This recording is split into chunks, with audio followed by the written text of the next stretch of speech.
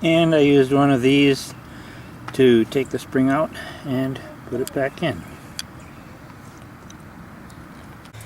Okay, let's say you're a nice friendly guy that loans your Husqvarna 350 to a friend, and he breaks one of the ears off on your tensioner.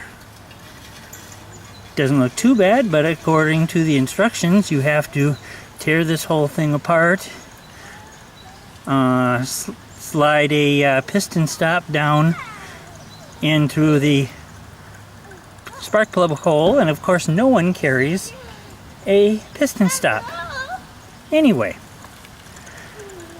And then you can turn this off. Well, I decided I would try something before I paid a mechanic at least 120, but most likely about 200 bucks for labor, besides the price I paid for the tensioner. So I took my pneumatic, I took a socket that would fit nice on there, and I used a Dremel to cut out the socket. I fit the socket on, and of course, since it's reverse threaded, I had it on the tightening side, and boom, it spun it right off. And of course there were these two springs that I'll put back in here too, and now I just loosen this, take this out of the way, and swap out the tensioner with the new one. So save yourself a whole pile of money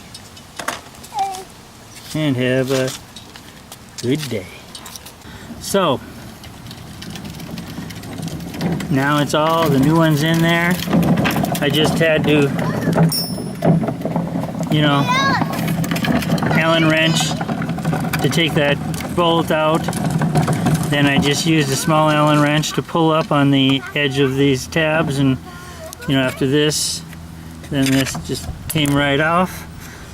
Of course, the tabs are the main thing that are holding it in there.